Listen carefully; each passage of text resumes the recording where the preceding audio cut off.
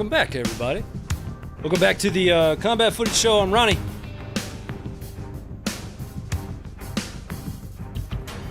And I'll be your host. It's good to see you.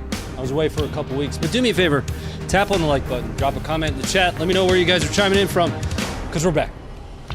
Good to see you.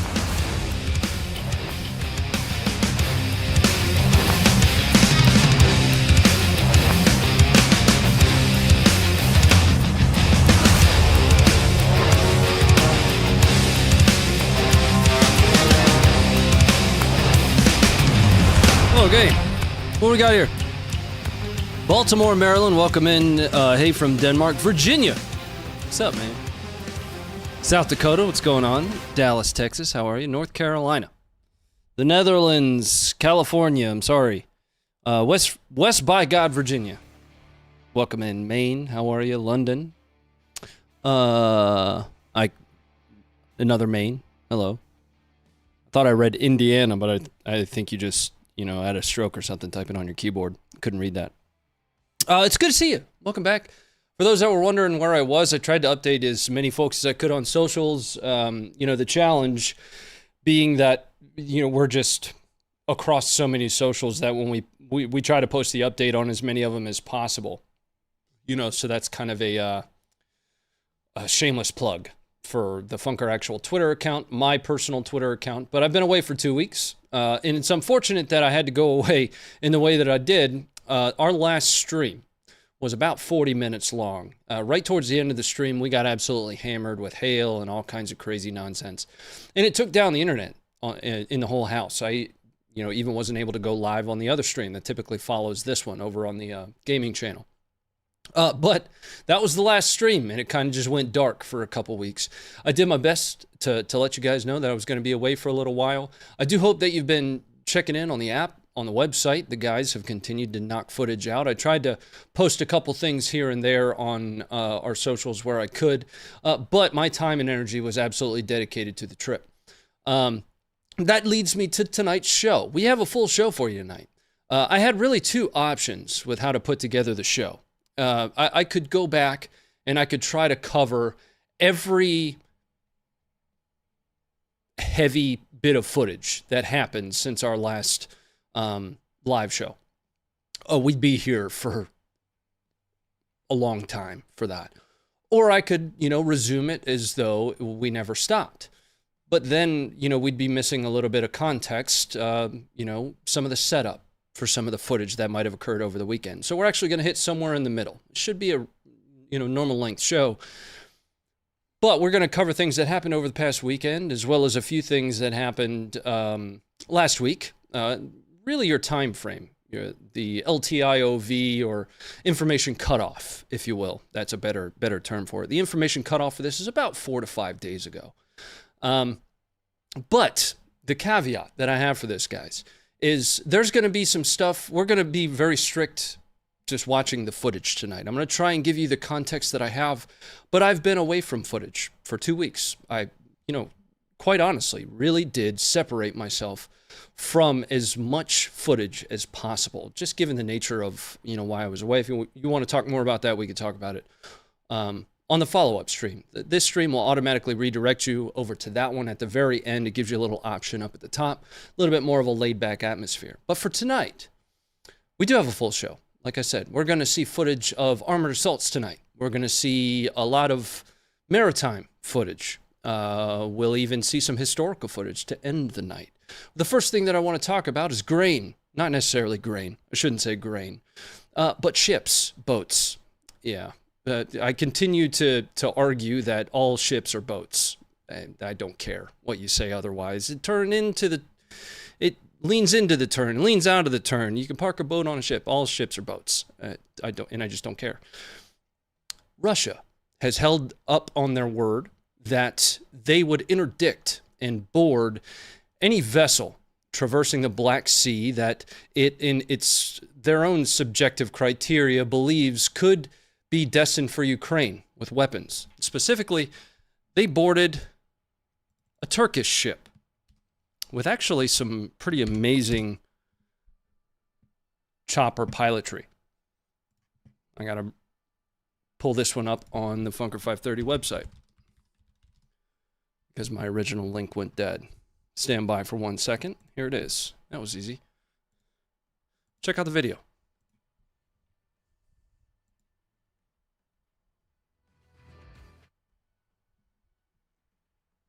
For some reason, I don't have any audio. I don't know if there is audio to this one. Jester, thank you for the 10. Appreciate that very much. Now, a couple notes with this. And I'm going to end up butchering the pronunciation of this. This ship specifically is the Sukru Okan. Sukru Okan.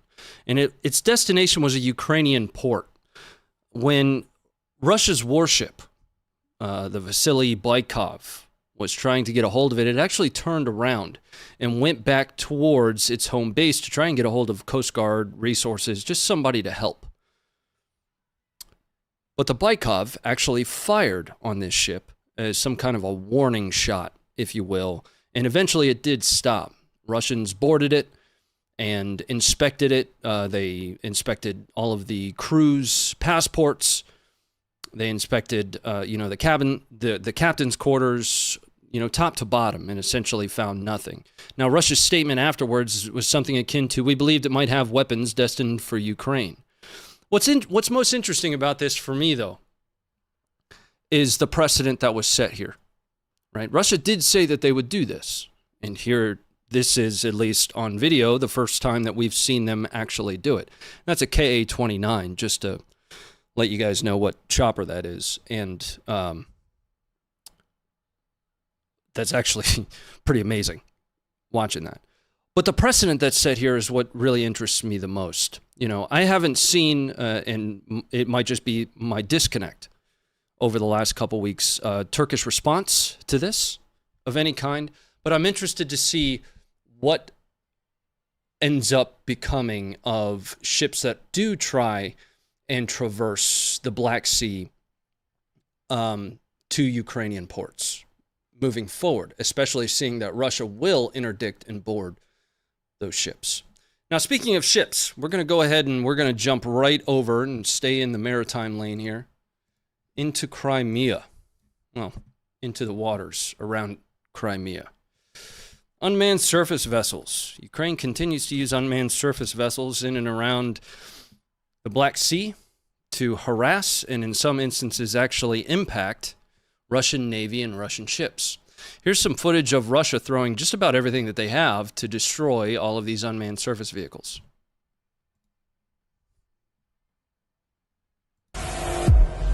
Got music here. I'm going to keep that off.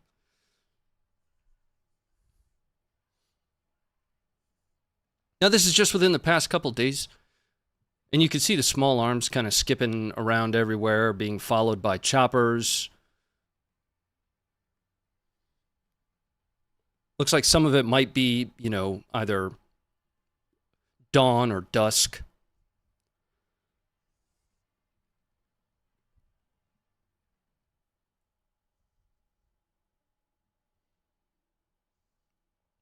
But with this specific video and, this series here, I want to say none of those actually made it to their target. That being said, they have made it to their target since we last talked, when they hit this Russian oil tanker.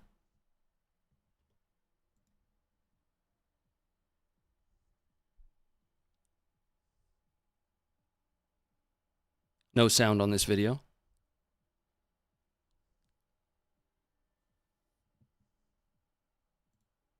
Gunslinger, thank you for the 762, sir.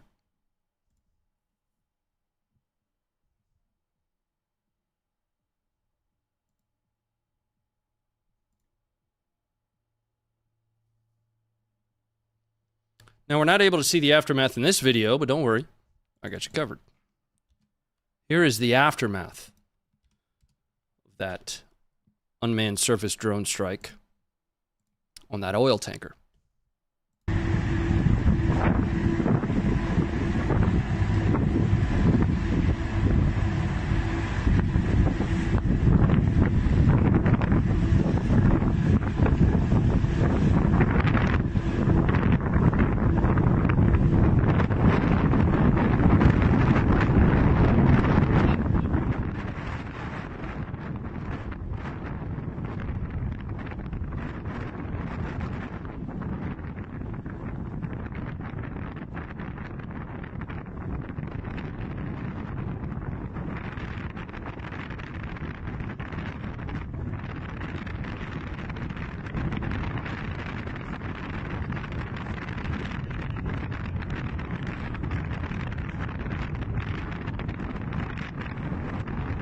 Well, there's your problem right there.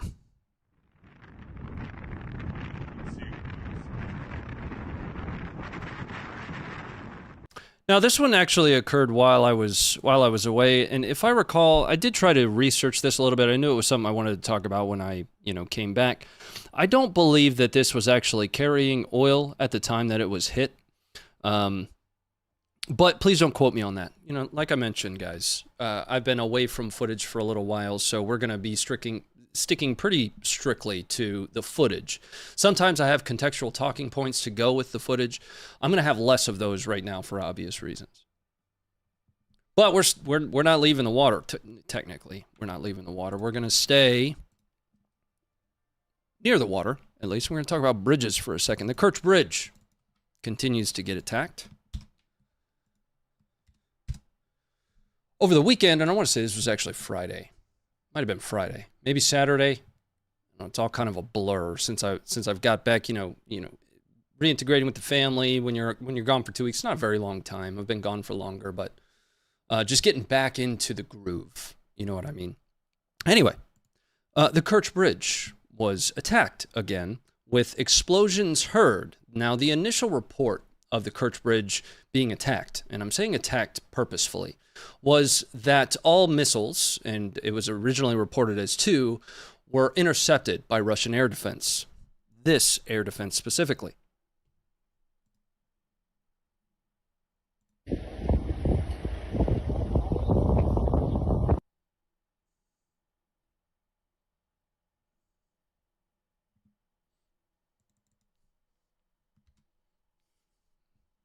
Now, that being said, later, Russia did announce that some of those made it their way past air defense, which might explain some of the different colors of smoke that we have here on the Kerch Bridge. You'll note white smoke as well as black smoke. The white smoke, if I understand correctly, or if I understand the reports that were put out, is effectively a smoke screen. Now, I'm not sure what the effectiveness of a smoke screen would be with something like, a cruise missile. I don't know how that would really impact the cruise missile's ability to hit its target. I'm not sure. But the black smoke is what was most interesting to me. I've got some more views of that footage. Some more angles, if you will. This one shows a little bit better view of the smoke recorded on potato.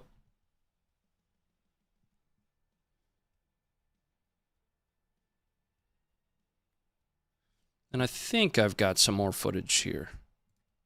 Let's pull that up now.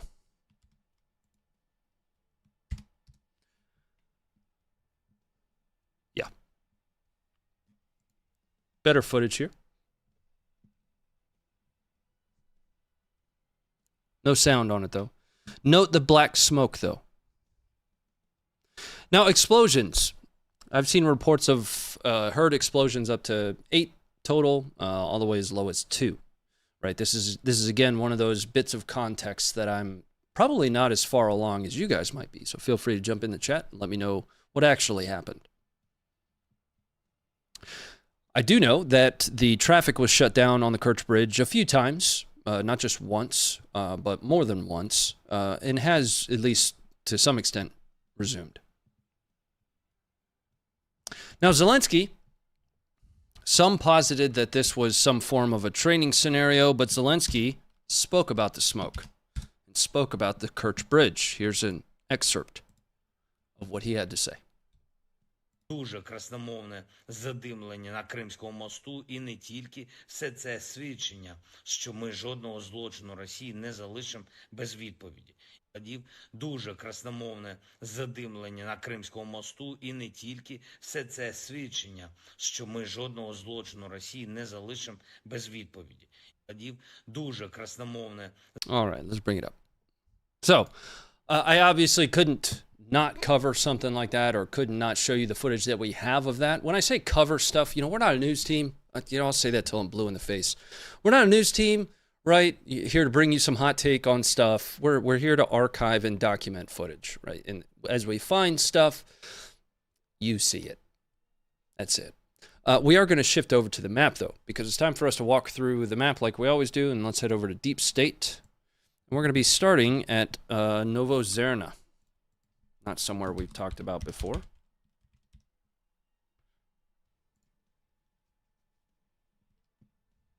This is in Odessa.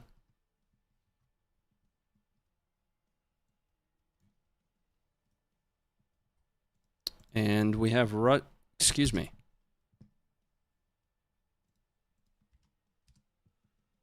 I want to say this is, yeah, this is Odessa and is Ukrainian air defense active over Odessa.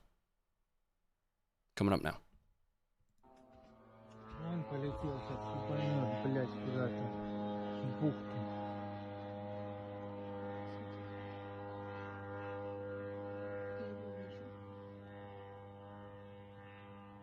Вон дым, блядь. Вот он, блядь. You can hear those, what are likely Shahed drones. Еще один. Нет, уже тут. Эхо.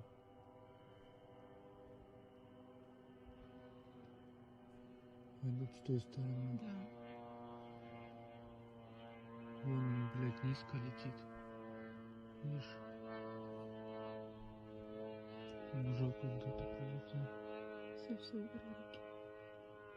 Смотри, смотри. There it goes. Он туда на 12-й полетел. О.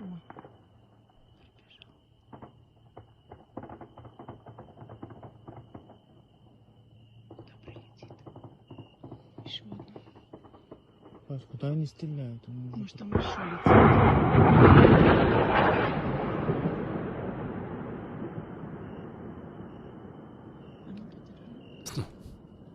Javier, I see your comment. Weed whacker drone.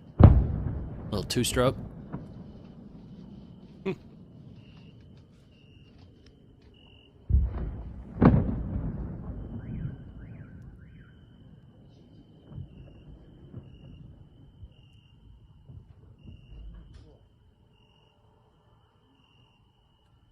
Now, I've got some other footage here.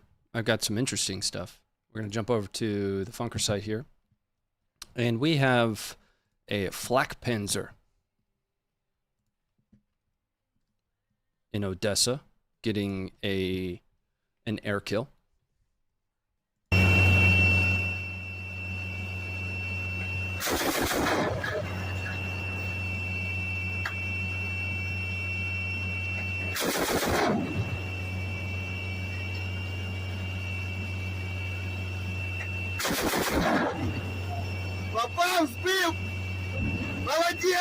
Probably another Shahed that it took out. One more time on that.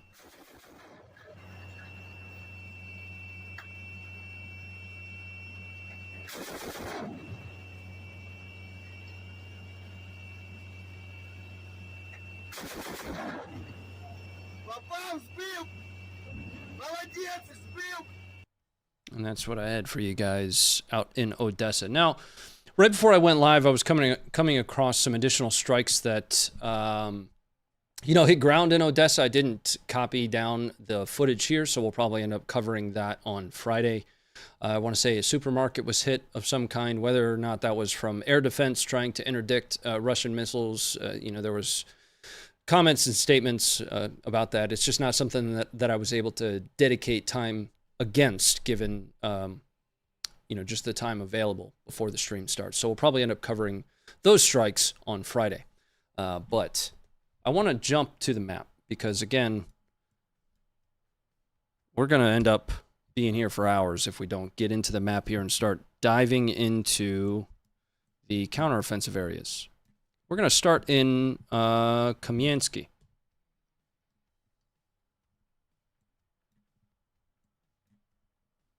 Here.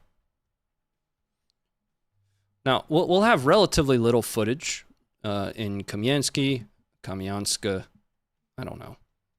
And Pyatikhatkhi, I have a couple here and there until we get over into the Orikhiv axis. So in the Orikhiv axis, we're going to see footage of assaults in and around Robotyne with, you know, some CASEVAC nightmares taking place there. We're going to see more or less a timeline tonight of the battle for Urozhiane. Urozhiane. That's one that I didn't research how to pronounce, but this place here, which is a relative change to the forward line since we were last here. So this is what the forward line, the flot looked like when I left. This is what the flot looks like now. So let's start in Kamyanske. Here.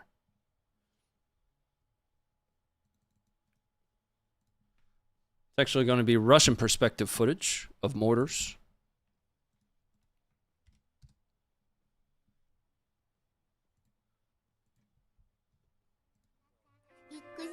Keeping the sound off on that one. How do I contact support if I have a problem with Funker site? Email admin@funker530.com.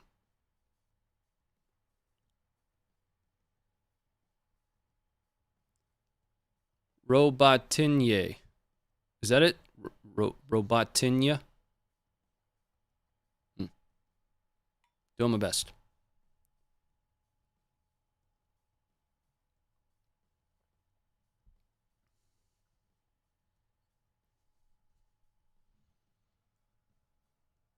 And I thought this one was interesting. You know, seeing point of origin and impact all in the same mortar video is always just interesting to me. Got your poo site here. And then your impact. Now, for obviously, footage like this is pretty easy to just splice. But I have no reason to believe that it was. Let's bring it up. We're going to jump into Pyatikhatkhi. Just kind of going back to our map really quick. Here. Where I haven't seen a whole lot of footage of additional attempts to take Urozhiane. You know, but again, I could be missing, you know, 2 weeks. And, you know, with hundreds of pieces of footage that are coming out, you know, every 48 hours or so, there could have very well been more footage to cover here. But what I did capture was some artillery. There'll be quite a few, you know, spots on the map here where there is more footage to review, but it's really artillery strikes and FPV drone strikes. We'll see a couple of those tonight, but it's really just, you know, to show you that there's still activity taking place in those areas. I prefer to cover on the show, you know, the assaults, the direct action. You know, we still do the prevalence and prominence of drones in modern warfare now. They still have to be covered and shown, but, you know, there's just so much of it. So let's take a look at that artillery strike. Now, what's interesting about this one is it is targeting a group of Russians in the open, and it does include cluster munitions. Grouping of Russians here, moving along that road.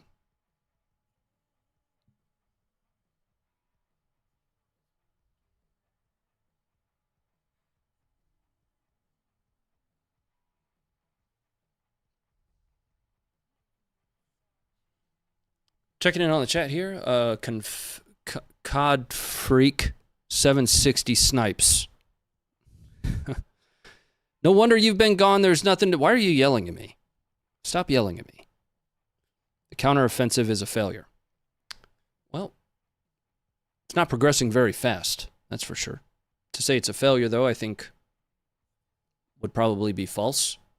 Just depends on your expectation of how much ground they should be taking and how fast.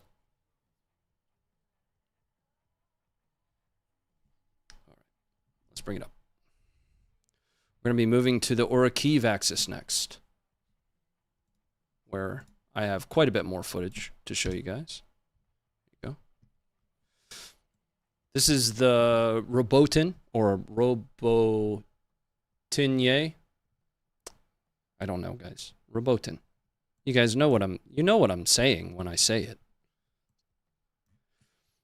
We'll see some footage right up here on the edge on that forwardmost point of the forward line of troops that Ukraine has made it so far. There's been, from what I could see, a few photos of Ukrainians standing next to road signs.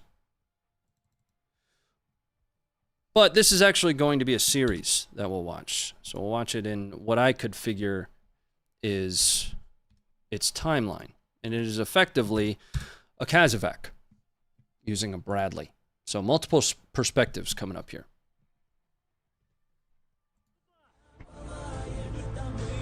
Music on the back end, got to keep it off. Now there's one additional perspective of this video, and I'll talk about it when we get to, well, I'll talk about it now. There's one additional perspective of this video that I don't think I was able to find. I think there's one more that shows some of the artillery that hits their positions. The follow-up video that we're going to watch does show artillery, but I don't think it shows all of it. But I'll explain more when we get there.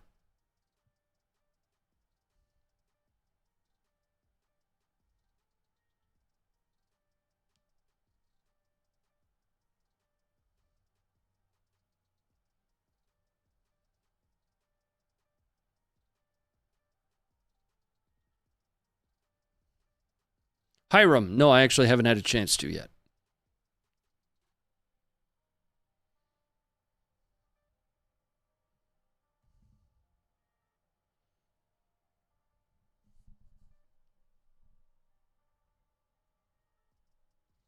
All right, let's bring it up because, like I said, I've got a couple different perspectives of this one.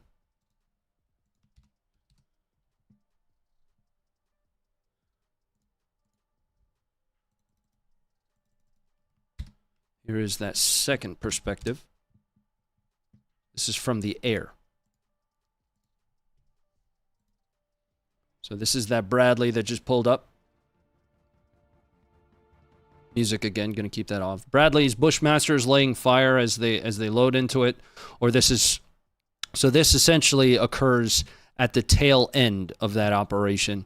They've already loaded up. They begin taking fire. They get out of the impact area. One Ukrainian gets left behind here. I will rewind that for you. You can see them moving to the vehicle. This becomes an impact area.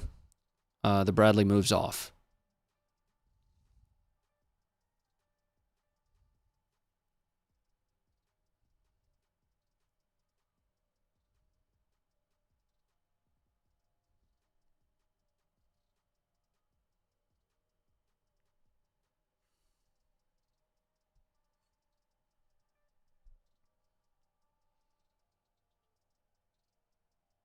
Now, there's another piece of footage, similar to this one, and I want to say a little bit closer to the Bakhmut area. Don't quote me on that, where a similar situation happened. And when you're on the ground and there's an impact area, that Bradley's just going to unass. So if you're not in it, that train's leaving you.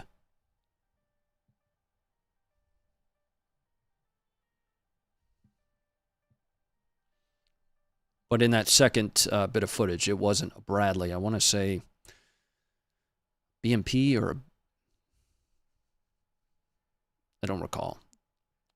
I tried to review a lot of footage very quickly for tonight's show. I had to kind of cram it into the last couple days.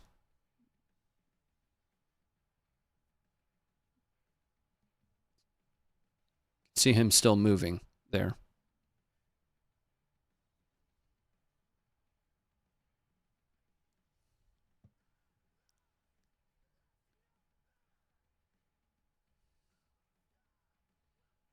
Twombles the convoy's leaving, man. Were we supposed to go to them, or are they supposed to come to us? Underrated comment there. So many craters. That's something that I talked about. It was either last stream or the stream before. Is each one of these craters is a mortar, an artillery shell, tank round, and this is what, maybe 500 meters by 500 meters lens into this area. Let's bring it up. Now I have another CASEVAC from the same general area. From a geolocation perspective, I don't have it. But another Bradley being used for CASEVAC purposes. This one we can play sound on.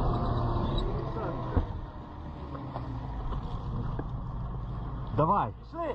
Пошли. Давай. Я потом вас найду. Давай. Витя. Плотно сжимаемся, плотно. Закрывай. Голубчик. Давай, закрывай. Бежи, все. Закрывай.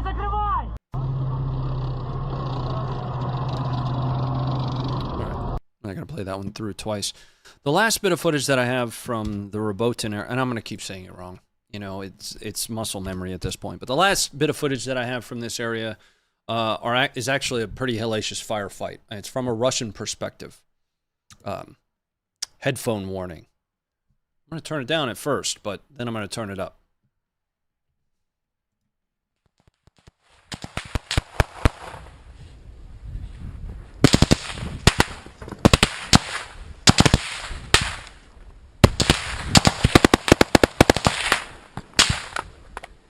Got like a Call of Duty skin on that Hollow Sun there.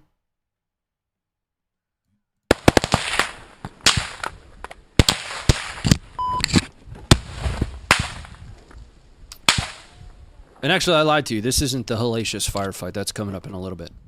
Different area. But a firefight nonetheless. All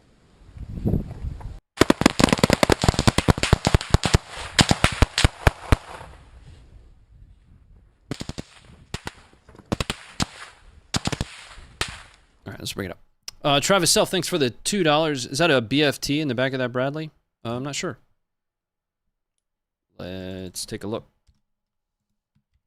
It would make sense.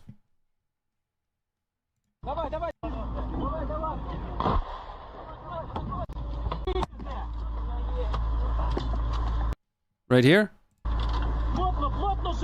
No. I don't see the BFT. Not sure. All right. We're going to shift on our map now. That's what I had for Robotyne. Robotyne. So let's go back to the map, and we'll be moving over to Urozhiane. Correct me on that one, because I actually haven't researched how to pronounce that yet. But here. Now, like I mentioned, the counteroffensive is failing forward. When we were last here on the 29th, I want to say the 29th was our last stream. No, it was the 28th. There wasn't an update on the 28th. But this is what the forward line looked like. So moving back to today. And this is what it looks like. We're going to watch essentially a timeline of videos here. Now that timeline of videos is going to show conditioning fires from Ukraine, including JDAMs. It's going to show the initial roll-in and receipt of artillery from Russia. So the Ukrainians are going to roll in from the north here and start receiving artillery pretty much right away.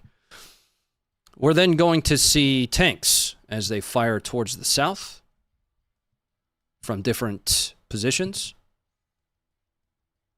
And ultimately, we'll see the withdrawal of Russians as they move out of the south here and then get targeted by Ukrainian artillery exploiting that withdrawal. The very first here is that those shaping fires, starting with some artillery.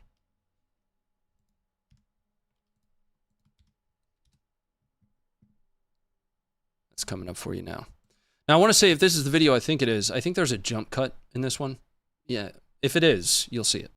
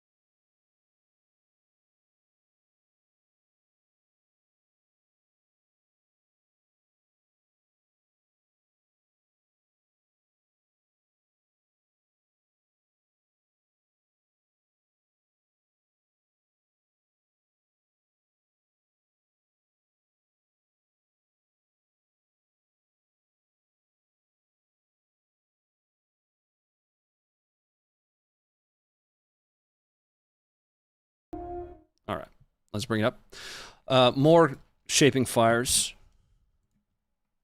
This time with a JDAM from Ukraine.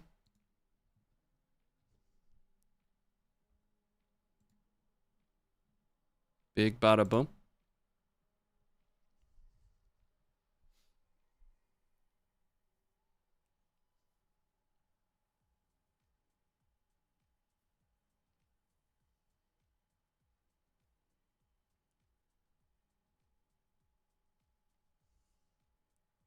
Fluke, thank you for the $4.99.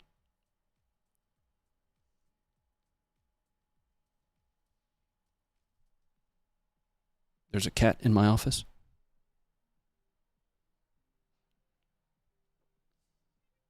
Type 1 if you'd like to see the cat.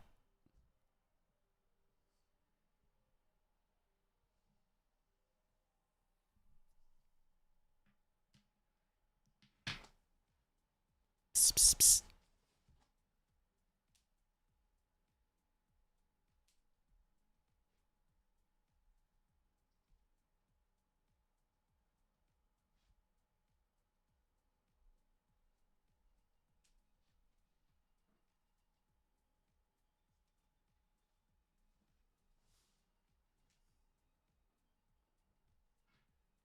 Get here.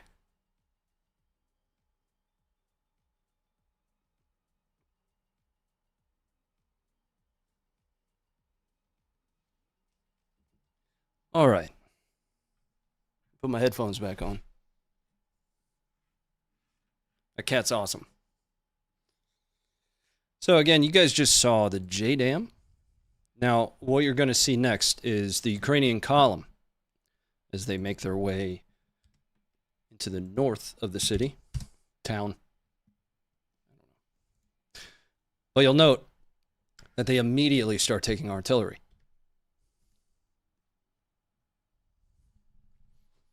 Well, once they get nestled into about the first 100, 200 meters of the city here.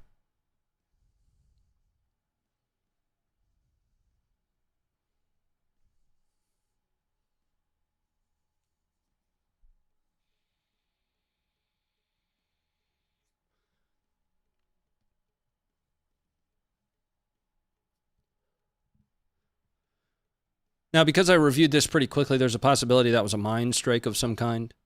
But if I recall the original report correctly, it was artillery.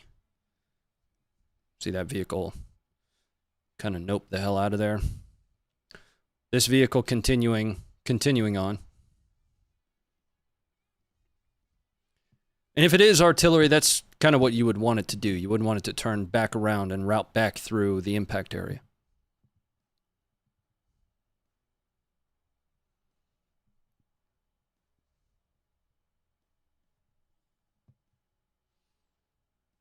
Yeah, Mushy, imagine. Mushy says, imagine 8 Ukrainian armored vehicles, 1 single Russian tank. Yeah, that one's posted on the website, man. Absolutely. Delayed them long enough for artillery to start impacting. Yeah. Tracking it.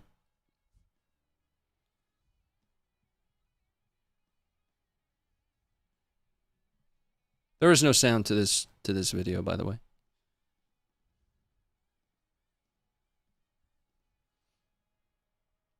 Quid, I'm just reading through the chat here. Hey, Ronnie, good to be back.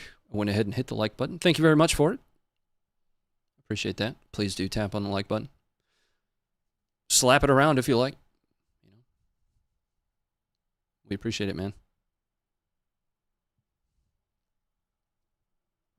But no love this footage? It's excellent footage. Provides a lot of great insight. It occurred before I left. It was actually slated to be covered in the stream on the 28th of July. It's now the 14th of August. So now, what I presume, you know, I kind of threw this timeline together just based on what would make sense. What I would presume or assume is what followed are Ukrainian tanks engaging along that route. Very convenient. Yeah, time is really something that I can bend. And, you know, I don't know. I don't know, man. Would you like to see it? I don't know what to tell you.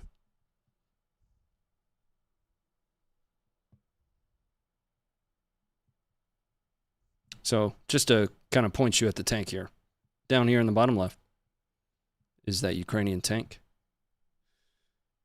Engaging. This is a smoke screen, if I understand the original report correctly.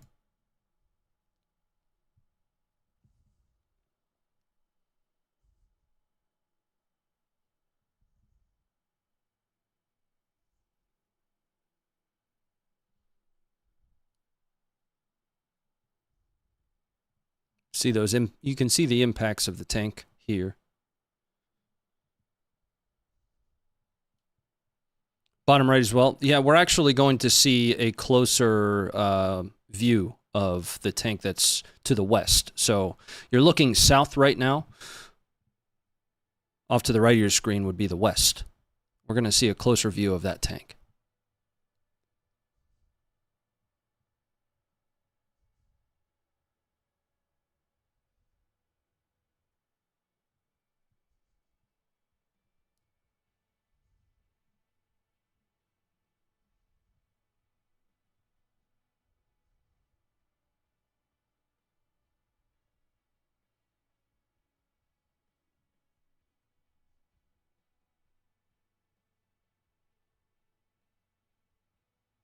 Are they running Abrams yet? No. If I understand the Abrams delivery, that's supposed to take place in September. Morpheus, thank you for the 10.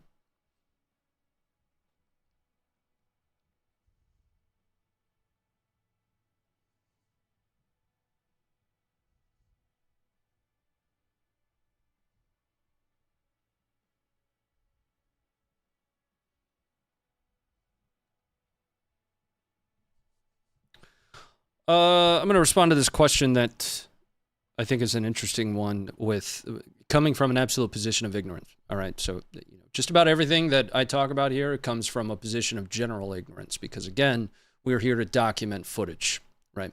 The question specifically was from Sid. Ronnie, you think they're going to push from Belarus also, with the Wagner people being there? No, and that is just entirely based upon the reporting that's coming out of there. Now, if you go all the way back a few months, one of the things that I talked about that kind of got laughed at was that there was a rift developing or continuing to develop between Wagner and the Russian mod.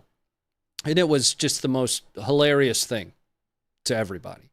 Well, some of those same, reports are coming out that are discussing Lukashenko's displeasure with Wagner in Belarus, and the possibility that some of them are being sent to Africa, which would ultimately neuter the total combat power that Wagner would have in Belarus. Now that's, once again, I'm about 2 weeks behind on catching up on everything that's happening in Belarus specific to Wagner. But even still, I'm not a news guy, right? So if it has applicability for footage, that's when I start to try and understand it, dive into it, etc. Does that make sense? Right? I am not going to be the best source of all things happening in Ukraine. We are covering primarily Ukraine right now because it's the biggest war happening in the world. Now, we're also covering the Myanmar coup, and we're covering use of force here in the United States, as for some reason we no longer started prosecuting shoplifters and all kinds of crazy stuff. So we're covering a lot at the moment. This show primarily consists of Ukraine footage, just largely because of saturation. There's so much of it. Let's move on. Oh, yeah. One more tank, which was immediately to the west of that last tank. If we need to, I can take you to Google Earth to give you a better understanding of where this is taking place. Ukrainian tank firing to the south here. You're looking probably northwest-ish, north by northwest.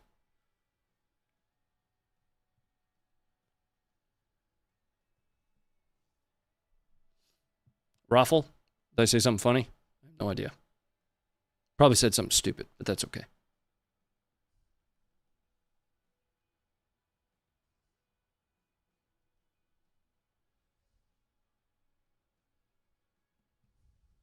All right. Now, what was the end state of all of this? Well, the end state was this. Russians moving southbound on that road.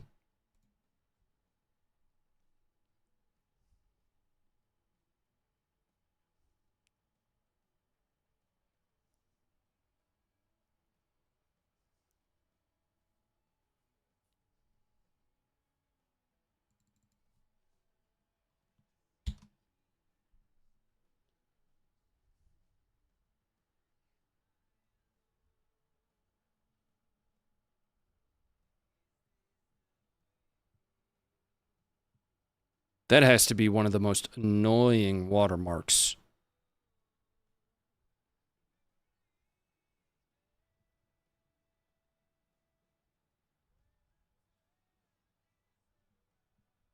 Reminds me of Windows 98. Trying to get it to hit perfectly in the corners. Like it's The Office or something. All right, let's bring it up. Now, what about exploitation of that withdrawal? Well, that's where artillery comes in. Ukraine used artillery to exploit that withdrawal, including Dipicum. This is at the bend in that road that you saw towards the very upper edge of your screen on the last video.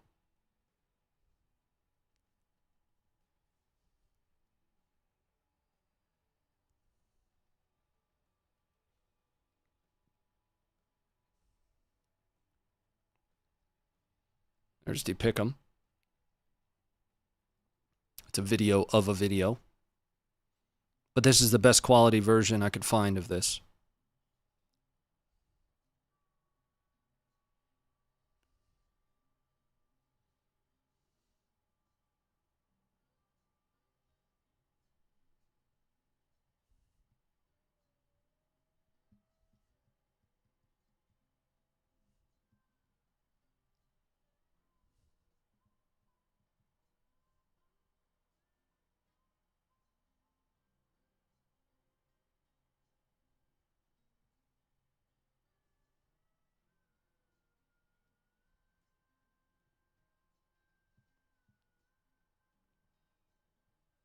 All right.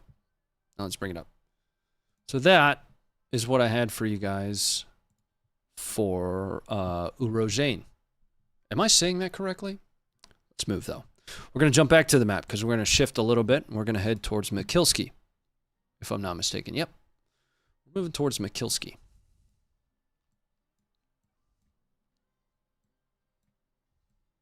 Here. This isn't the most gravitational or, you know, most impactful combat footage that I have. I just thought it was interesting. Here, I'll just show it to you. It's Russians loading mines onto a donkey cart or something. Music on the back end. Now, I would have said this. I would have said it was a donkey cart if it was Ukrainians loading it. I've seen them riding around, in horse-drawn carriages and all kinds of stuff. It's still funny.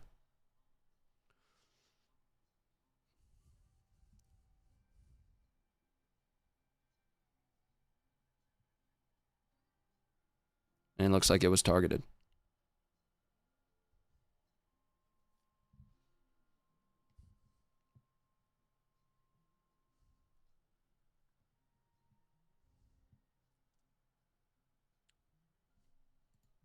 All right.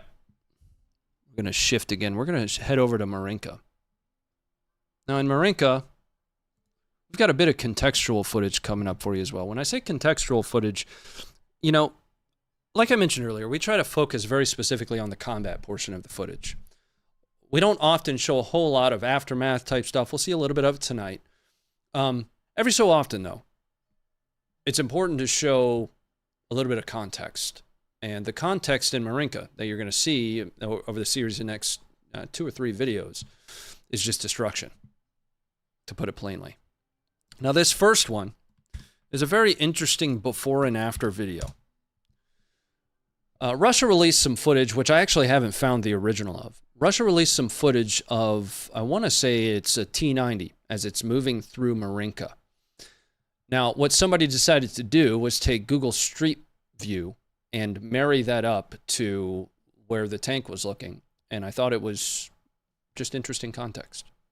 That video is coming up for you now. And then I'll shift the map because I realized I didn't shift the map for you.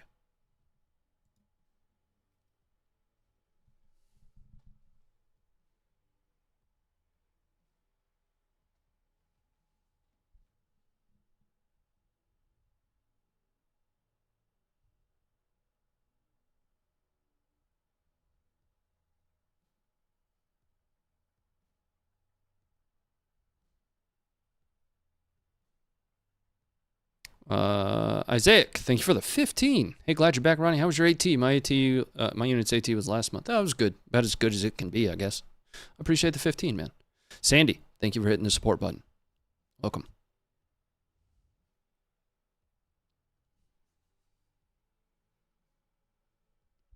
Now, there is sound to this one, but it's like a camera shutter click each time. I'll go ahead and let you hear that. Yeah, that noise.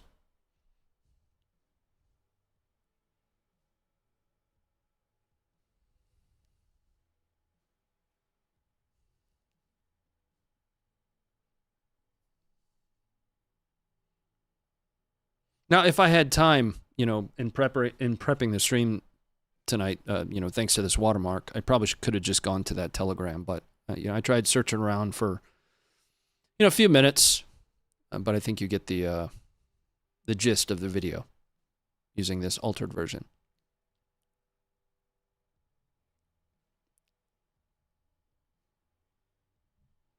Now we're gonna see another contextual type video, and this will be a drone flying over Marinka that's actually correcting artillery fires. And I want to give you the source for that, which is always in the stream description, right? So the links, if I'm not pulling it directly, even if I am pulling it directly from the Funker website, it's always going to be in the stream description. If something's not, you know, there's typically a reason why. The character limit for stream description on YouTube, just to pull the curtain back for a moment, is 5,000 characters. That's not enough room to fit all the footage that we typically watch. So sometimes I have to truncate that list just so that I can fit inside of the character requirements. But I'm going to give you guys a link in the live chat to the source of that one, since it is technically something they created and not raw footage. That is the source of that video.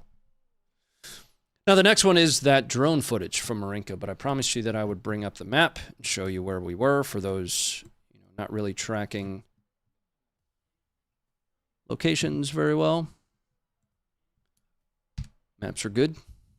This is Marinka here, and we were just in Mikilsky here previously. So we just watched that tank traveling through Marinka, presumably towards the front, so presumably to the east-northeast along this main road here. Now we're going to see some more footage of Marinka. And this specifically, like I mentioned, is a drone.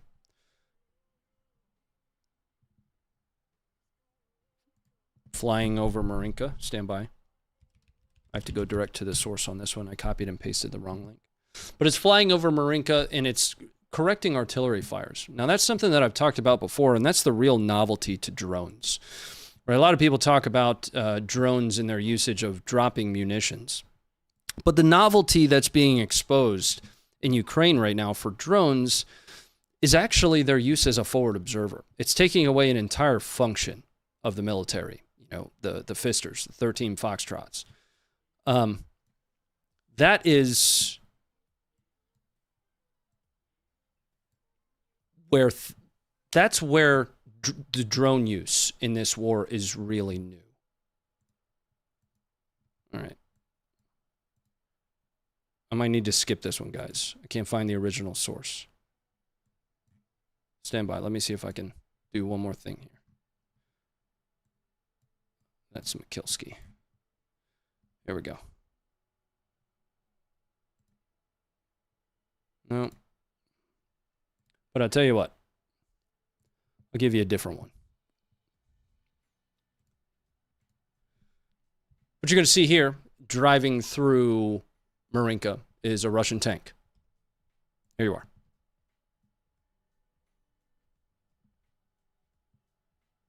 John, thank you for the $10.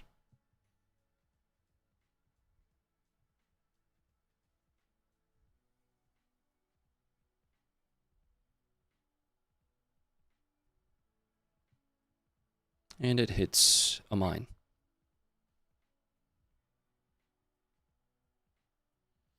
Yeah, but it's not a surprise. It doesn't need to be a surprise. What you're talking about is an increase in economies of scale for an entire capability. You could spend $400 on a drone to give you the same capability that you would have to spend, you know, a lifetime, potentially, of sending a forward observer out to perform the same function. So you can scale scout capabilities for very, very little. In fact, there was a, kind of going back about a month or so, there was an account of Western training that came from the 47th Brigade. A soldier in the 47th Brigade published his account of training. And one of the biggest takeaways that I had of that, and I narrated it because it was all in Ukrainian, and I just turned it into a video. It's on my Twitter, I think. One of the biggest takeaways that I had of that is when they got there, you know, they were going to be training with Rangers, U.S. Army Rangers. Specifically, I want to say it was in Germany. And when they asked for permission from a scout perspective, this was a scout element, to use their drones, they were told that they couldn't. They were not allowed to use their drones. And Western doctrine is to do that the old school way, eyes on with a human being.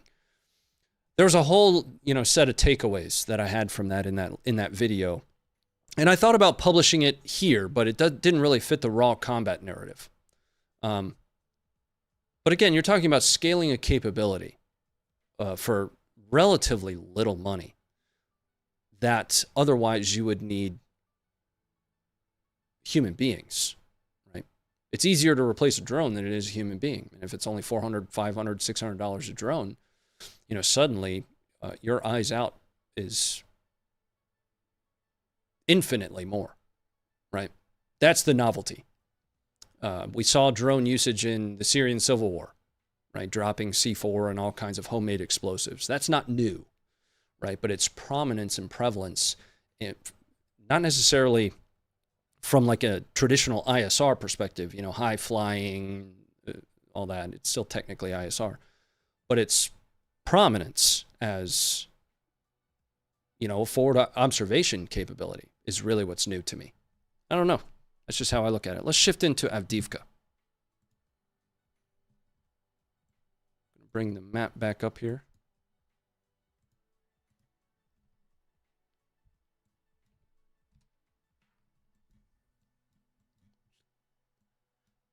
Keep going north. So, Avdiivka. This one's an interesting one. We've got a Terminator. Not the Arnold kind, but a BMPT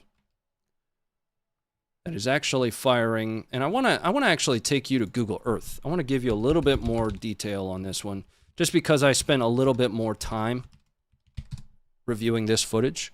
So I want to try to provide a little bit more context like I normally would. Let me take you to Avdiivka in Google Earth for the extra pixels.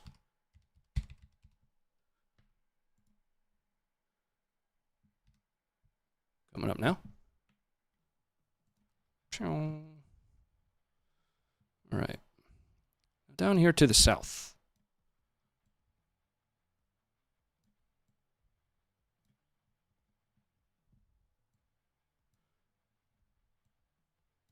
Right in here, if I'm not mistaken. Now, when I say I spent extra time, you know, it's actually here. Yeah. Right in here. There's a BMPT Terminator. Now, that Terminator is going to get hit by, I want to say, an FPV suicide drone. Once it gets hit by that, Russia's going to bring in a tank to try and recover it. Once Russia, you know, hooks it up and starts driving it out of there, then the tank starts getting hit. That video is coming up for you guys now.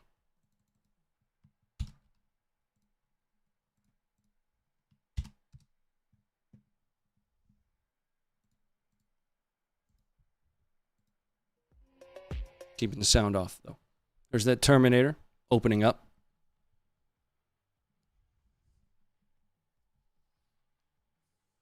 Dan, thank you for the $5. Ronnie, we're the U.S. government. I spend $400 on a drone when you can spend a couple mil on something half as good. That's a conversation that I've actually had with somebody that is a little bit more knowledgeable about, government drone programs. Is a takeaway that I had from one of the Ukrainians I interviewed was that they were preferring to use the cheapo, and there's that strike on the recovery vehicle. They were preferring to use the cheapo FPV drones rather than like the Switchblades, right?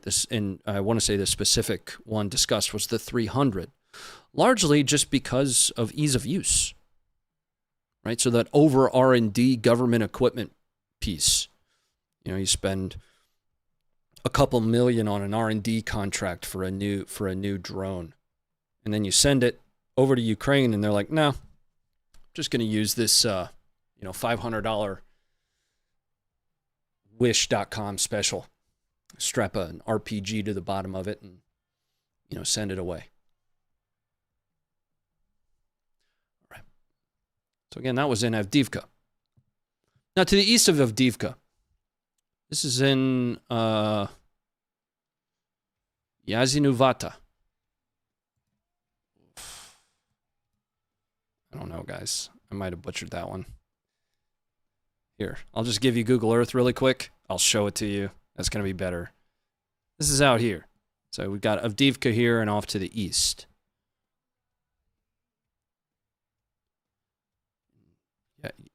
Yazinuvata. We're going to see a BM-21 Grad getting destroyed. Let's bring it up. Now what you're seeing here, if this is the footage that I think it is, and it is you're seeing the M30A1 GMLRS. That's going to have the alternative warhead with the 182,000 tungsten, steel fragments inside of it. We're going to see some footage in a little bit of aftermath of that on just like normal, trucks, if you will. Not necessarily armored vehicles, but what would the alternative warhead do to kind of your standard logistics convoy? I got that coming up for you in a bit. First, the BM-21. See it firing there. Now there's a second one.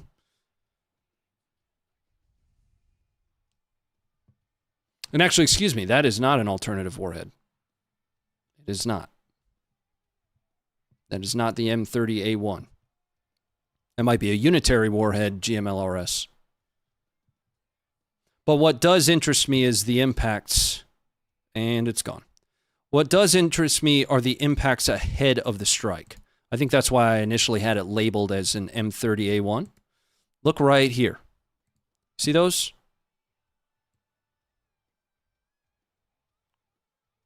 And actually, you can see them all over the place.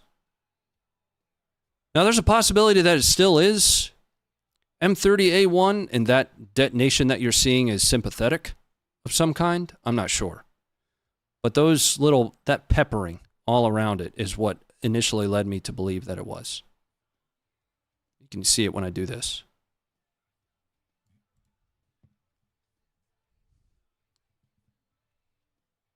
Pretty sure it's cluster.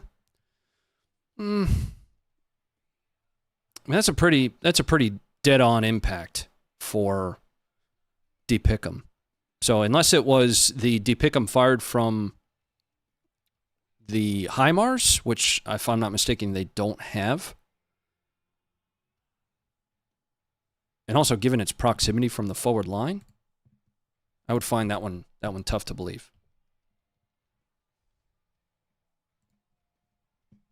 I think it was a HIMARS. Yeah, I'm willing to bet it was a HIMARS. As a matter of fact, let's take a quick look at a...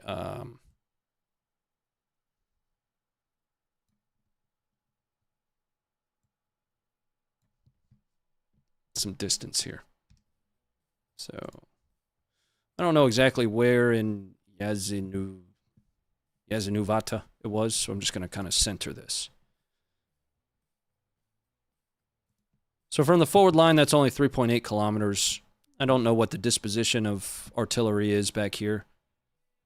Say, for instance, it's back here. I mean, it's within artillery distance. But those secondaries, or those sub-munitions, or whatever it was that was peppering the ground around it is what gave me the question. Let's move, though. We're going to move to Andriivka. Gotta use the search for this one.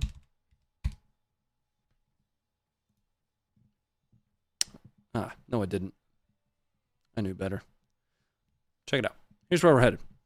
So we were just in Avdiivka. We're moving to Andriivka. Okay. The first video that we're going to watch is a Russian tank. Kind of, sped up, moving, from somewhere behind the forward line into Andriivka, firing once or twice, then getting engaged, and then backing out.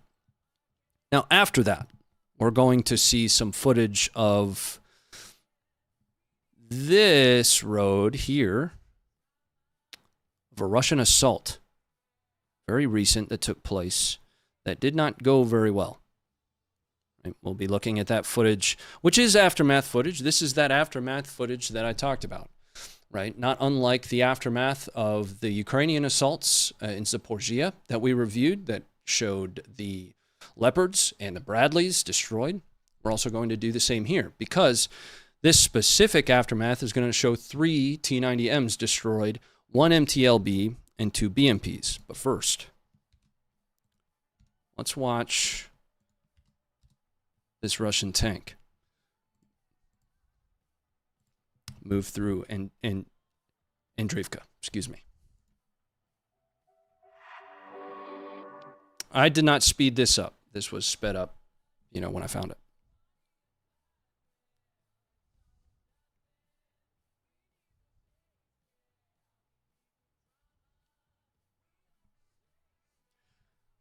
Checking in on the chat. Hey, Ryan, did you see the house explosion in Pennsylvania? I did. I read that there were 5. It's up to 5 now that were killed in that. I haven't had a whole lot of time to dive into, root cause of that explosion, though. But watching the explosion was, that's not normal. I'd love to understand, the circumstances for that.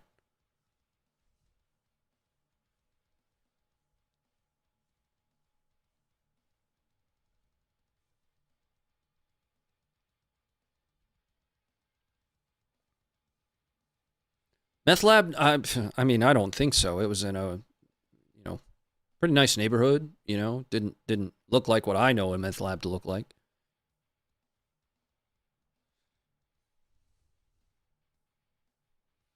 Mr. Ease, what started the fires in Maui? So I was actually going through, some footage coming out of Maui, heartbreaking. Just, it's terrifying. Some of the footage of, kids holding on to their parents, jumping into the river, jumping into the ocean to escape the fires. But some of the footage that I came across was actually showing the conditions that were getting set ahead of time. Heavy winds, extremely dry landscape, power lines that were being dropped by those heavy winds. That's another one that I haven't had a whole lot of time to dive down into. I'm trying to follow it as best as I can, kind of balancing, monitoring combat footage. But some of that footage is just kills you to watch. Kills you. All right, let's take a look at this footage of the aftermath of that. It was labeled a Russian assault. Now, this is that word specifically kind of bothered me, and here's why. Let's go back to the map for a second. Labeling it as an assault when it takes place, when they were actually hit back here on this road. I don't know if they were coming to reinforce something or if Ukraine had kind of pushed up into Andriivka and that's what they were assaulting.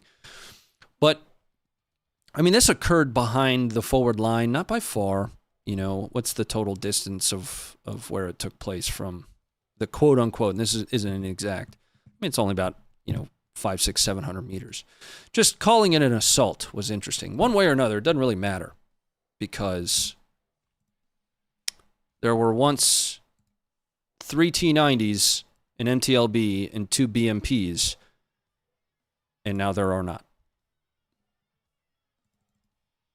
I'm actually going to use video 2 for this one because it combines video 1 with additional footage. Coming up for you now.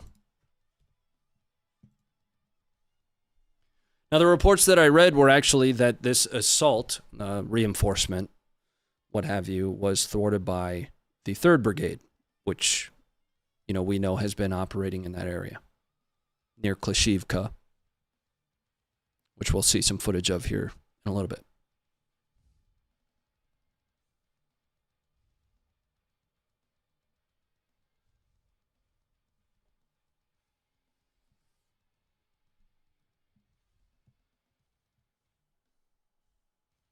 Richard, thank you very much for the 20. Ronnie, thank you for all your hard work and knowledge. I appreciate that very much. You know, the more you read, the more you realize how much you don't know. All right, let's bring it up. Oh, because I want to jump into Klashivka, where we're going to see Russian perspective footage of what I would call an assault. Now, this assault specifically is on the southern edge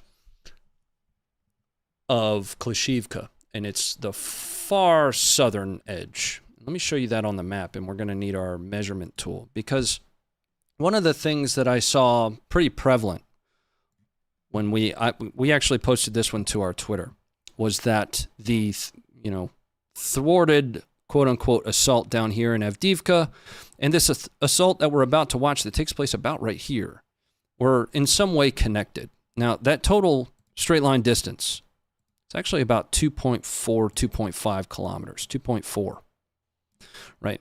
Now, 2.4 kilometers, you know, in flat open ground is eyesight distance. You can see that far. You can make out a tank at that distance.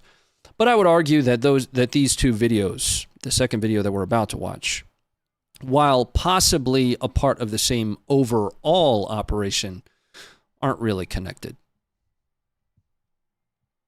That Russian armored assault is coming up for you guys now.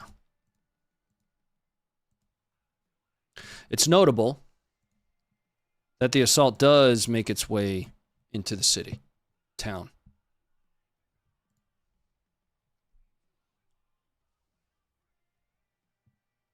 Now you got one T90M. I want to say the T90M is leading the charge here, and then two BMP-3s. Now it's also, if I understand correctly, and again, this is the caveat I gave you guys early on, you can just see them peppering, you know, what's left of that southern edge of Klashivka here. These are Russian vehicles. If I understand correctly, the vehicles that were taken out in Avdiivka did not include BMP-3s.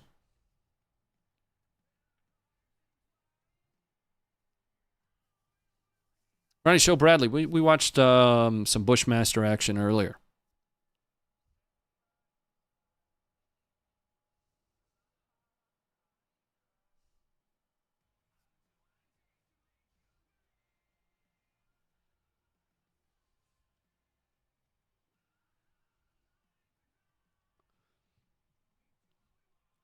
Now, like I said, these vehicles do end up achieving at least the outer limits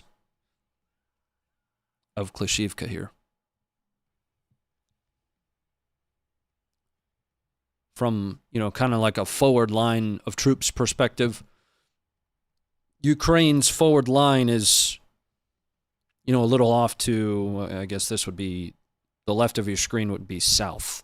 A little off to the south here. Russia still holds the northernmost portion of the city based on the map that we have, which is the best data that I have right now.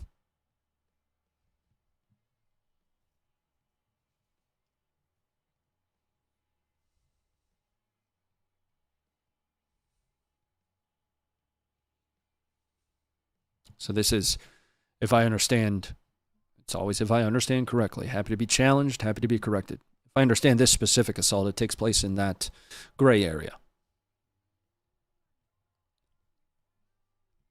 Take you back to the map. Kind of bring that home. Here. Right, so again, Russia still holds that northeastern area of the town. Ukraine has established some level of a foothold, which we do have geolocated footage of. It's a little bit old at this point. On the southwestern edge here. So somewhere along this southern line is where that all took place. Now, sorry, that was loud. I got more footage a little bit further behind the line to the east. It's really hard to see in a tank. Sometimes things don't go your way and you drive off a cliff.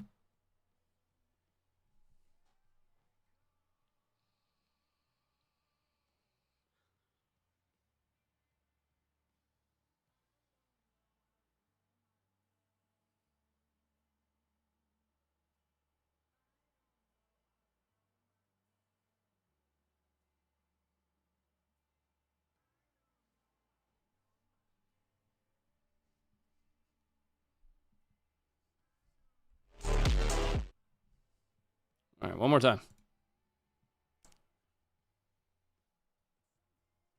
And there it goes.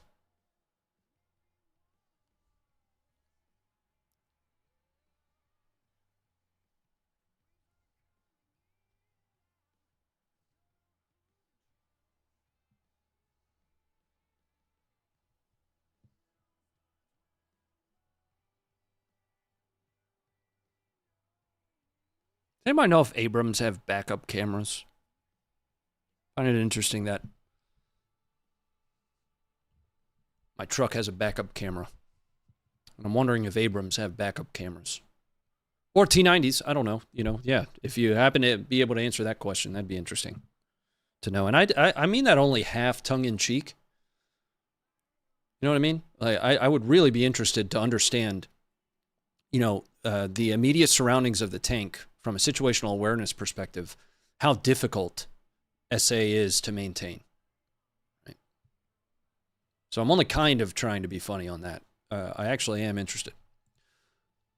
More from Klashivka. This will be the first of what I would label not safe for work, discretion advised on this one. But more from the Klashivka area. It's going to be the 3rd Brigade, clearing Russian positions and eventually taking Russian prisoners. I say discretion advised because there are littered deceased kind of all around throughout just about the entirety of this. And there is going to be at least one wound. It's not too gory or anything along those lines. D.C. Williams, thank you for $200. You don't owe us anything, man. And thank you very much for that. We appreciate you. I wish I had better words. Footage is coming up now. Ми йдемо штурмувати. Сильно не зближайся до нас, Рой. Бо у нас буде контакт. І ти маєш бути найтяжчий трошки.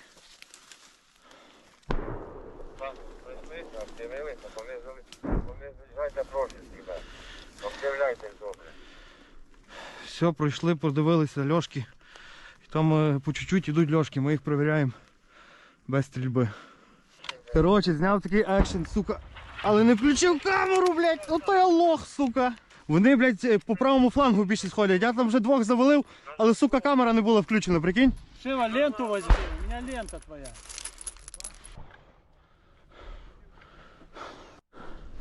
Блядь, чого вона виключається, сука? Sandy, thank you for the $2. Плюс, прийняв. Just to pause for a second, I actually need to cover something. Something that I'm going to have to do that I historically have not liked to do very much is I'm going to have to catch your generosity in the chat when it comes. So when we're watching a piece of footage or something, you know, there's going to be circumstances that I'll have to, you know, send you a thanks while we've got potentially some tough footage to watch. The challenge that I'm running into is Stream Elements, which is the platform that we use. Just hear me out. Stream Elements is the platform that we use to monitor alerts. Has changed the way they do alerts, and for some reason they no longer show the amounts, right? And that means that I'm going to have to follow it using YouTube's function, which is through the chat, just to cover down on that. Let's go back to the footage. Зараз я тут прилатаю його рюкзачок, на. Cullen, thank you for hitting the member button. А ти що, підарас? Диви, що, сука, носить, нахуй. То сюди, блядь. О, друзі. Тут одноразка. І граната. Ти вже далеко.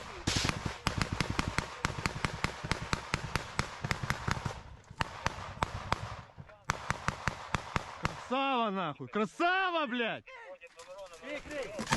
Красава, давай я иду! Чекай, чекай! Аккуратно, аккуратно. Дай! Проходь. Тихо, тихо, тихо, тихо! Шей, ближче підійде крий.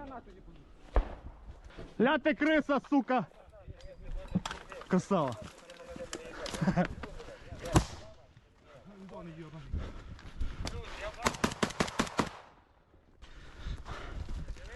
На, освободитель, блядь!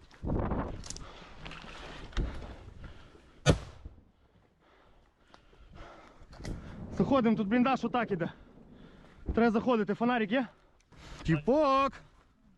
Що, больно? Больно, сука, виходи, блядь! Сколько вас человек в окопе, нахуй? Трое? Что охуели, сука? Каждый поднял руки и выводит, нахуй! Руки, нахуй! Руки, сука! Броню снимаем, я сказал, блядь!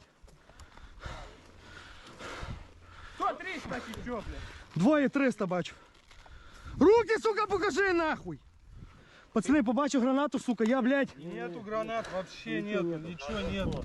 Там точно больше ви троє були? Це естет Сантус, у нас три пленних. Стій, зажми рану там собі, нахуй.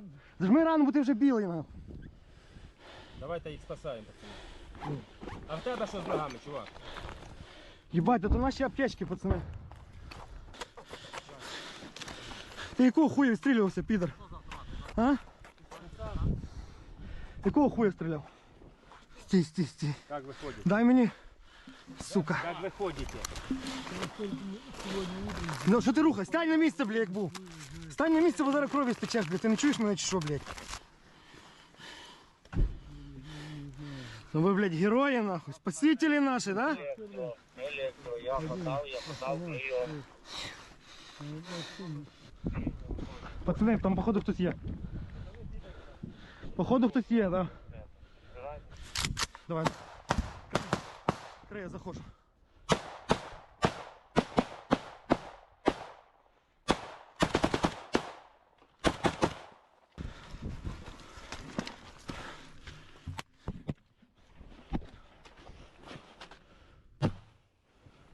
На. Just read through the chat here. Somebody said femoral artery. He wasn't hitting the femoral artery. That would be very apparent.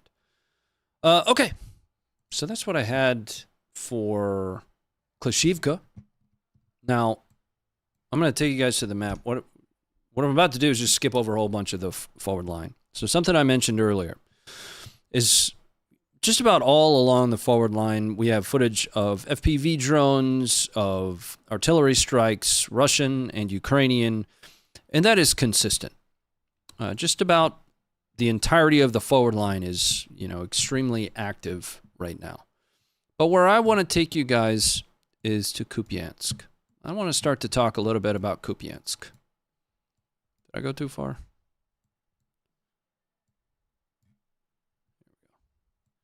I want to start to talk a little bit about Kupiansk because I've mentioned it before. Russian accounts and even the Russian mod to a certain extent are beginning to talk a lot about a possible offensive here. Now, something that is prevalent right now in Russian information space is that there has been a drastic change in the forward line over the last 48 to 72 hours. I want to take you guys back, and we're going to see all changes to the forward line since we were last here. And I mean, some are talking about, the realm of 20 plus kilometers. So that would mean that all of this ground was recently taken.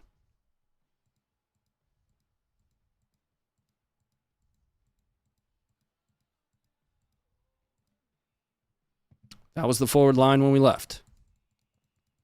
We do see Russian advances there. But this is an area that in the Russian information space, there's a lot of focus on it. You know, they're calling it the next Bakhmut, if you will. They're saying that it is, effectively surrounded by hills. If you were to go to Google Maps, which we're not going to do, and turn on 3D mode, it's actually kind of on elevation in its own. And there hasn't been a whole lot of change in the forward line based on this data source, right?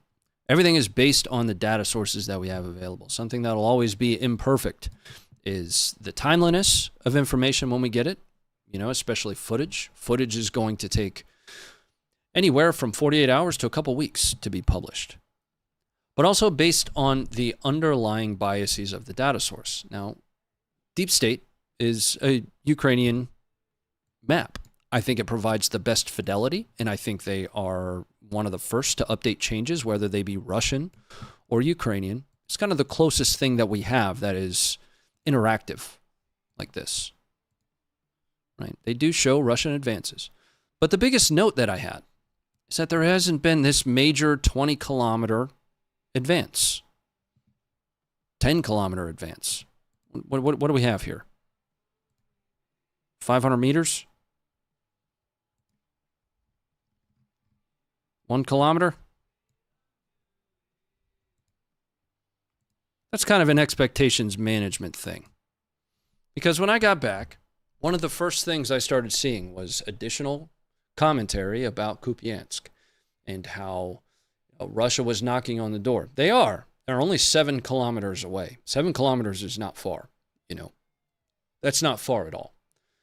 But this major advance that has, happened over the course of the last, 72 plus hours, all the way out to a week, I don't see the data to support it. I'm happy to, be corrected on that. As with everything, I'm happy to be challenged and happy to be corrected based on the information I have. I don't see the same thing.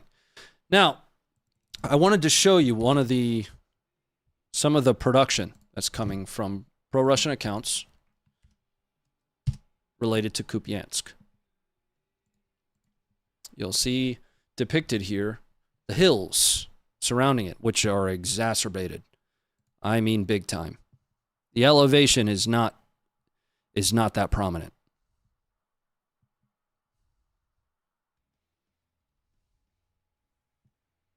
This is a snippet of presumably a longer video here. And the original source, published this stating that it's already surrounded by, it's in the low ground, it's surrounded by high ground. Once we take these, next couple areas, it'll be game over. Something like that. Russia is doing their own shaping fires in Kupiansk, including hitting the city council.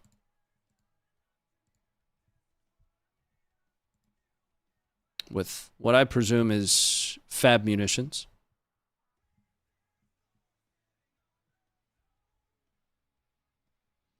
And I had an aftermath photo of this. I'm not sure why it didn't make its way into the stream, though. Or why it didn't make its way into the description. But this is the city council building in Kupiansk.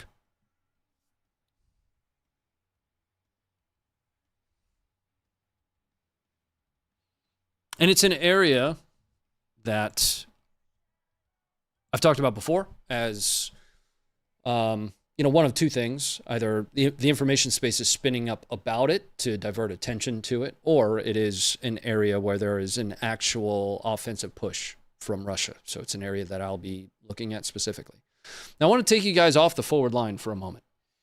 We're going to be shifting into some, before we get to the general Ukraine, which is stuff that I can't geolocate or don't have a great geolocation for.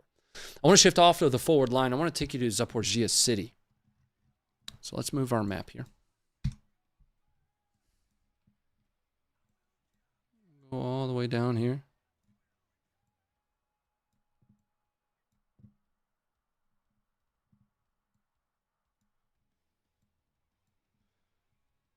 To the waterfront. Now, somewhere along this waterfront, I don't remember exactly where it is, you know, which pixel it is in this, you know, really horrible satellite imagery. Cruise missiles started falling. See that footage now. First one's coming up.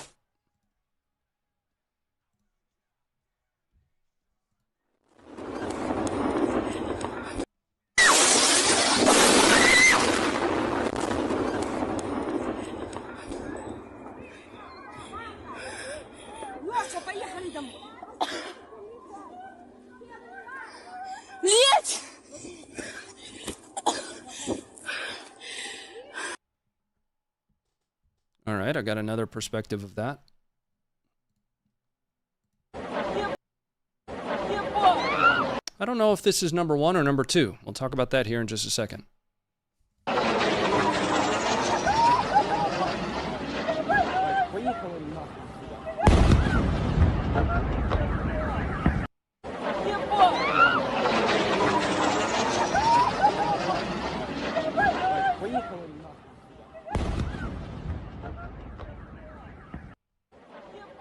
All right. Now, I'm going to give you a discretion advised on this one. This strike is definitely number 2. And we'll talk about that once the video's over. Что на наших глазах? Мы здесь на набережной стоим. На радуге свист. Ракета летит. И в Рейкерс. I'd like everybody to note that there's already smoke. There's already been an impact area here. First responders will have kind of rushed to this area, dependent upon how far between the strikes we're looking here, and which is information that I just don't have. Feel free to let me know. But folks would be rushing to the scene to try and help. Во имя Иисуса Христа. Боже! Ракет! Во имя Иисуса.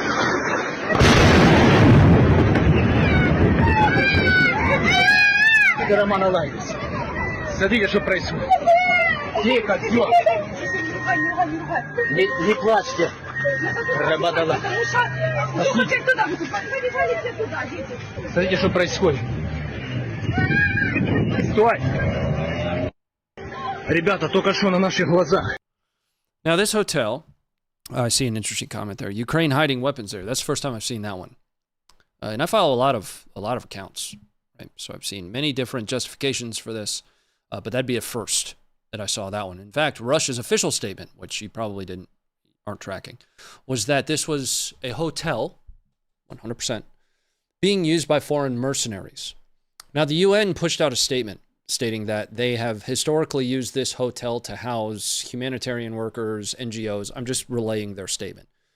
Non-governmental organizations, humanitarian workers. The IAEA used this hotel at one point. The International Atomic Energy Association.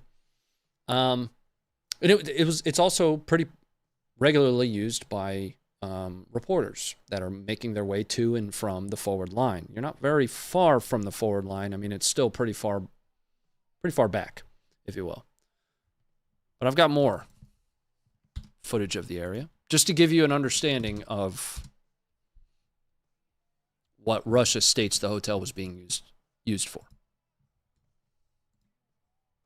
There's the hotel post-strike. I don't know whether that's post-strike 1 or post both strikes.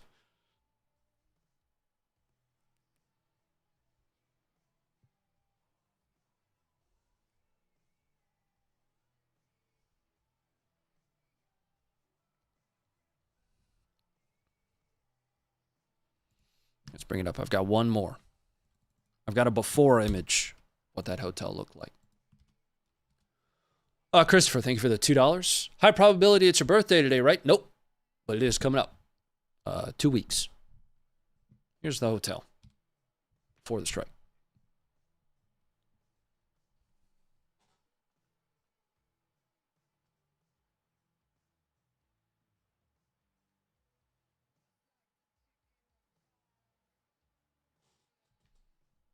All right. Let's bring it up. So, let's talk about that for a second. Just a second. Based on what Russia states, this was a hotel that was housing, quote, foreign mercenaries. That would mean that it fit their subjective description of a military target. Based on what, that being said, it's known that there are civilians that were in this hotel as well. And in fact, supposedly, reportedly, there was a daycare that was taking place, kind of like a summer camp, if you will, where the children needed to be picked up by 6 p.m. Luckily, these strikes took place around 7 p.m.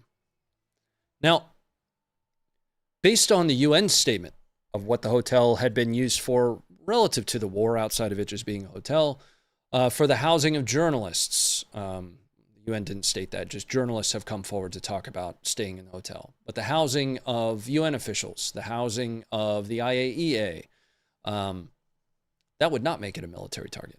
Even if it is a military target, the known targeting of that military target with civilians in its vicinity is the purposeful targeting of civilians.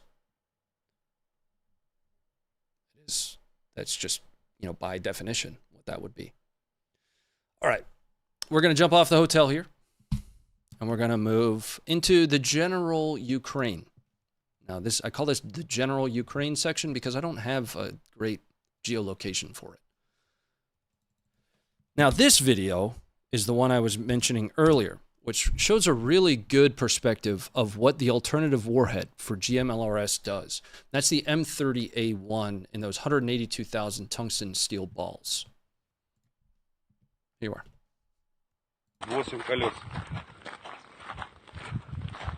Да. Я на ту сторону. Ты сюда, я на эту. Давай.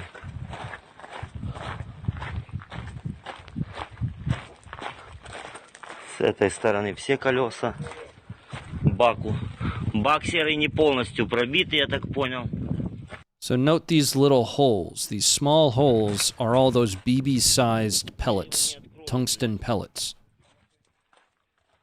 Tires are flat. We've seen footage before I departed, of, alternative warhead GMLRS impacting, all the way up to something like 50 meters away from a grad, and the driver kind of keels out of it because of all of this hail rain coming out of it.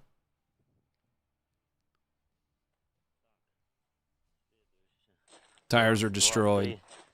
4, 5, 6 колес. Internals of those, hoses in the engines are going to be gone.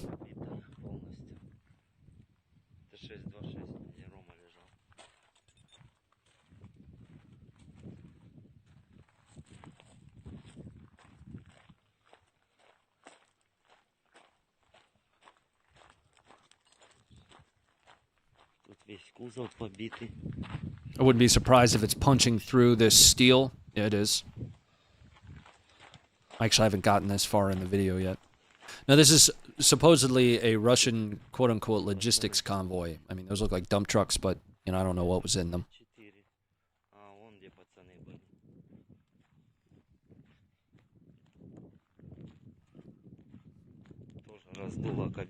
Just look at the windshields. It gives you a better understanding of the density. Тут вообще живого места нет.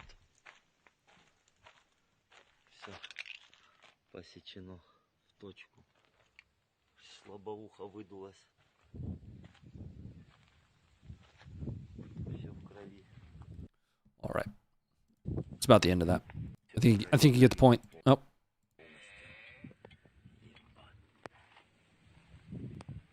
All right, let's bring it up. Terrifying. Now, that was actually made, this is another one that I'm happy to be corrected on. If I'm not mistaken, the M30A1 was designed to be an alternative to DPICM. Don't quote me. Don't quote me, because I haven't researched that in a while. I researched that all the way back when we did our explainer video, which would have been towards the end of last year, HIMARS and its capability and, you know, some of the types of GMLRS. So don't quote me on it. It's been a while. We're going to have this is that heavy firefight that I was talking about. This is somewhere in Zaporizhia. I don't know exactly where it takes place, but we're watching this from a Russian perspective while they try and repel a Ukrainian assault.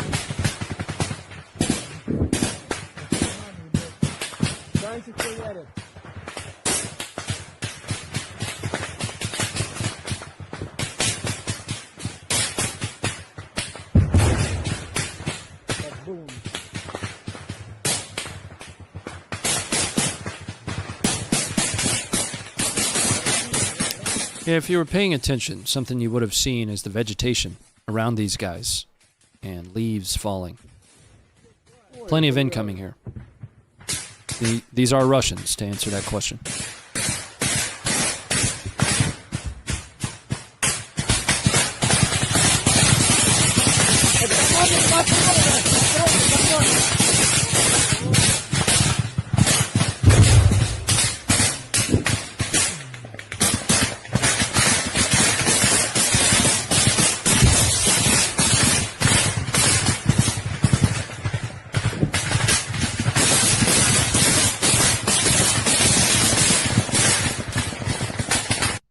Let's bring it up.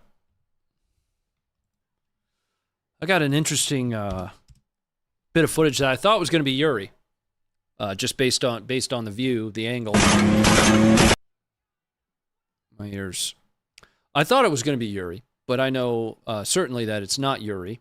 For those that aren't following Nuck and Fut's Yuri, I'd recommend going to do that. The amount of context that he provides to his footage is fantastic. You know, I maintain contact with Yuri. I talk to him maybe once or twice a week.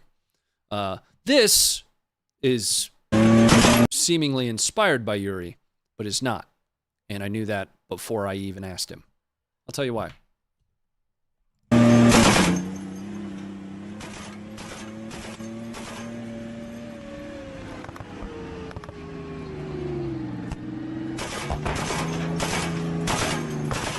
You know how I know that's not Yuri? Because the 50 ain't eating enough.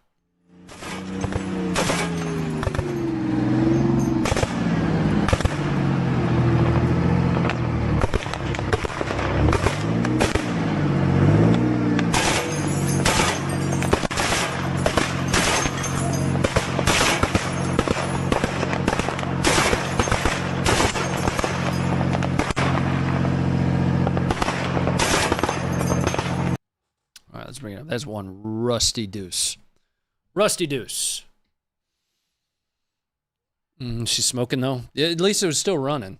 Yeah, still going. Just checking in on the chat with you guys. What the F is he on? A APC? Yep.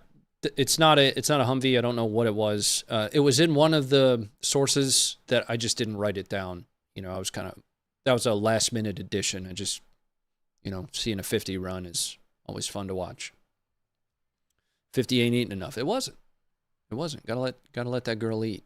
All right, guys. Well, that's actually going to do it for us tonight. Like I told you, we had a full show tonight. about an hour and a half. No, hour and 45. I don't even know how long we've been live, but I appreciate you guys being here. I do have one more video for you. It's not a funny one. I just thought it was some really cool footage. It's going to be some historical footage, which is some of my favorite to watch, of Japanese planes getting absolutely yeeted out of the sky. While that plays, I'm going to go ahead and hop over to the other stream. I'll end up closing this one down, and hope you guys join me. I'm going to jump on Tarkov, have a beer or two, hang out with you guys, and talk a little bit more. Thanks for being here. Thank you for all the support. We continue to, I'll continue to beat that dead horse of saying that we appreciate you very much for it. This stream's free, so when you guys send in a few dollars here and there, that's so cool. And I just don't. I'm not eloquent enough to describe exactly how it feels. Thank you very much for it, and we'll see you guys Friday at 6 o'clock, right back here for more footage. But I do leave you with this video. Like I said, these Japanese planes getting yeeted out of the sky is what I'd like to close out with. Good night, and stay informed.